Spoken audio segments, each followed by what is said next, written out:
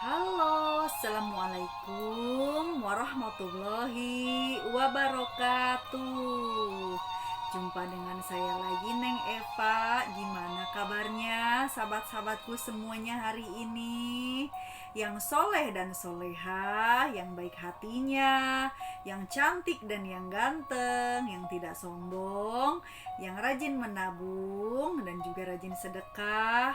Semoga hari ini sehat-sehat selalu dan dalam lindungan Allah Subhanahu wa taala.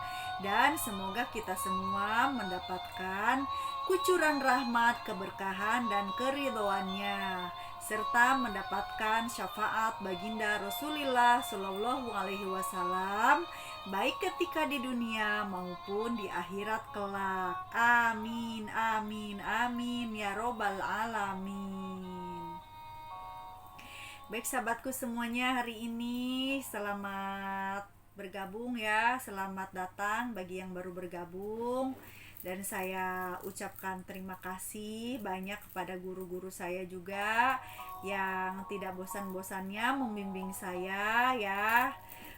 Tanpa beliau saya tidak ada apa-apanya, karena sampai kapanpun di hadapan guru saya selamanya seorang murid ya, seorang salik gitu di hadapan guru saya. Jadi walaupun misalkan banyak tanggapan positif dan banyak penghargaan, tetap guru saya lah yang hebat gitu ya. Nah, jadi sekarang saya juga akan mengingatkan bahwa video konten YouTube ini dibuat untuk umum bagi siapapun yang mau mengambil pelajaran dan manfaat, dan untuk kita semua yang mau belajar dan terus belajar, dan juga untuk mengingatkan diri saya sendiri, karena sampai kapanpun saya adalah pelajar di muka bumi ini, dan kita semua adalah pelajar di muka bumi ini ya. Lanjutan yang kemarin ya, kita bahas lebih rinci lagi, yaitu tentang cakra. Cakra itu adalah roda, jadi roda yang berputar-putar di dalam badan kita ini, secara energi ya. Jadi energi yang berputar-putar itu berhubungan dengan ruh, berhubungan dengan nafsu, berhubungan dengan kesehatan dan karakter kita, dan juga berhubungan dengan aura yang terpancar dari dalam badan kita. Nah, itu disebutnya cakra gitu. Dan berhubungan juga dengan nasib dan takdir kita, karena itulah energi gitu ya. Jadi sekarang semakin banyak ya kita psikologis, tapi lebih kepada pengenalan diri gitu, ilmu pengenalan diri gitu. Jadi kita tuh tahu gitu kan siapa diri kita, kedudukannya, jiwa kita bagaimana gitu kan, dengan mempelajari ilmu ini gitu. Karena barang siapa yang tidak mengenal dirinya berarti tidak mengenal Tuhannya, dan barang siapa yang mengenal dirinya maka ia mengenal Tuhannya gitu ya.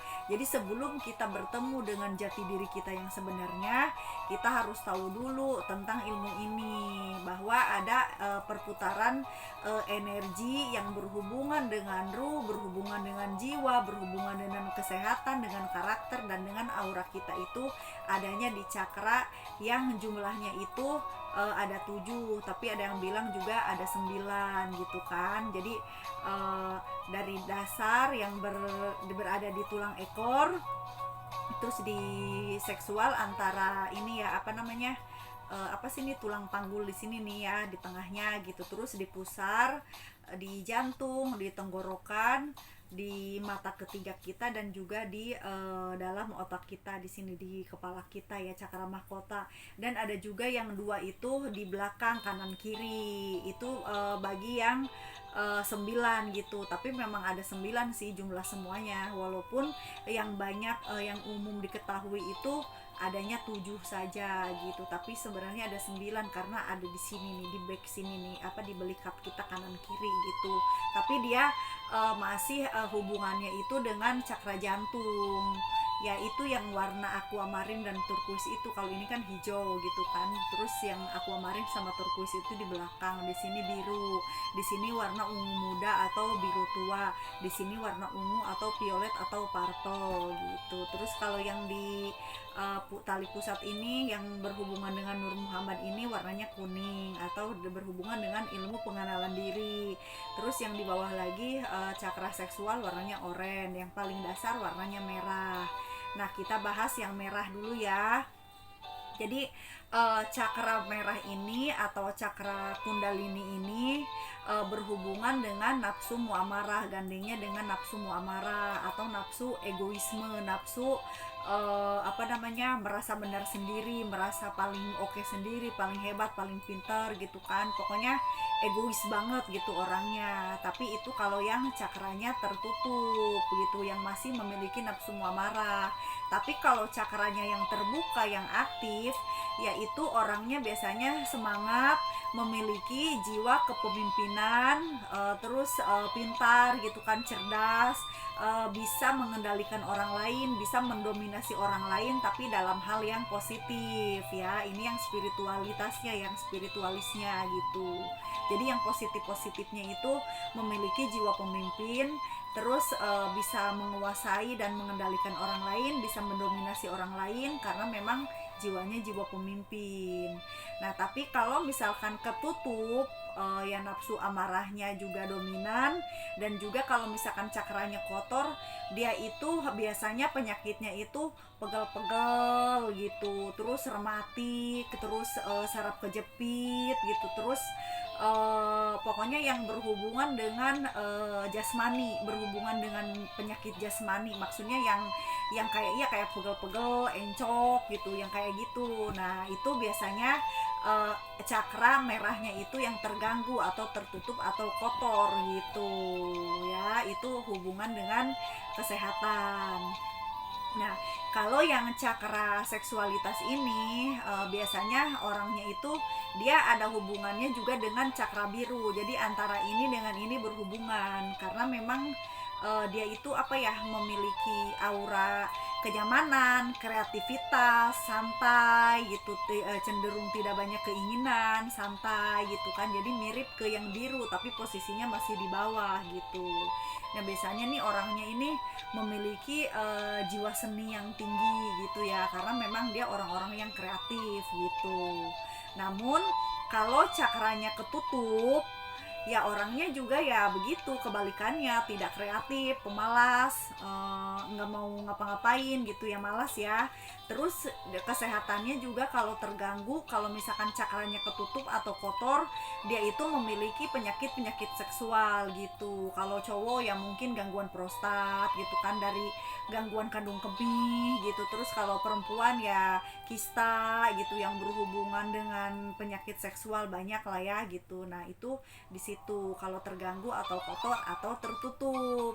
Nah, makanya kita belajar di sini, jadi kita tahu gitu loh, saya punya penyakit apa dan punya keluhan apa, berarti yang tertutup itu cakranya di mana, dan di situ nanti ada cara penyembuhannya. Cara penyembuhannya sudah saya bahas kan, yang banyak zikir. Kalau yang kundalini yang di bawah itu kan dengan istighfar gitu. Kalau misalkan cakra seksual ini meningkat lagi, ya kita banyakin zikirnya itu la ilaha illallah gitu, karena dia ama ini mirip gitu, cakra di sini ama ini mirip, cuman beda derajat aja gitu. Jadi ke la ilaha illallah gitu, terus meningkat lagi sama baca sholawat nabi ya kan, sholawat nabi Allahumma sholli ala Muhammad gitu. Nah, terus kalau yang cakra pusat ya, yang tali pusat ini, yang tempatnya Nur Muhammad ini, atau berhubungan dengan ilmu pengenalan diri, kita mengenal jati diri kita itu di sini. Nah, ciri-cirinya orang yang mengenal jati diri itu biasanya perutnya itu kempes, enggak dablun, enggak gendut gitu. Makanya kita perlu banyak puasa, banyak diet gitu kan, jadi biar perutnya itu tipis gitu. Nah, biasanya orang-orang yang mengenal diri itu perutnya itu tipis gitu, maksudnya langsing gitu, perutnya tuh pusatnya itu nggak dablun, nggak gendut gitu. Nah itu ciri-cirinya orangnya itu memiliki semangat yang tinggi, terus memiliki kesuksesan yang luar biasa. Nah biasanya kalau yang warna kuning aktif, biasanya ini orang-orang yang sukses, orang-orang jutawan, miliarder. Nah ini cakranya ada di sini. Makanya menurut psikologis aura kuning itu paling bagus karena berhubungan dengan kesuksesan gitu, kesuksesan materi gitu. Secara umum itu yang paling bagus, tapi kalau menurut spiritual yang paling bagus ya yang di sini, tapi nanti kita bahas ya. Oke. Oh iya, juga penyakitnya juga ya berhubungan dengan seperti usus buntu, asam lambung gitu kan. Nah kalau auranya ketutup, penyakitnya itu yang di sekitaran perut, diare, muntaber, disentri gitu ya. Terus ya usus-usus yang gimana-gimana. Nah itu berhubungannya dengan cakra yang berada di tali pusat sini, yang berada di tali pusat itu kalau auranya ketutup. Jadi penyakitnya berhubungan dengan sekitaran lambung dan usus gitu ya. Jadi berhubungan dengan kesehatan. Oke, cukup sampai di sini. Nanti kita lanjutkan lagi. Saya mohon maaf kalau ada kekurangan dan kesalahan dalam menyampaikannya. Saya hanya manusia biasa yang belajar dan terus belajar. Ambil baiknya, buang buruknya, dan juga semoga bermanfaat. Minal aidin wal faidin, mohon maaf lahir dan batin. Wassalamualaikum warahmatullahi wabarakatuh. Sehat lahir batin.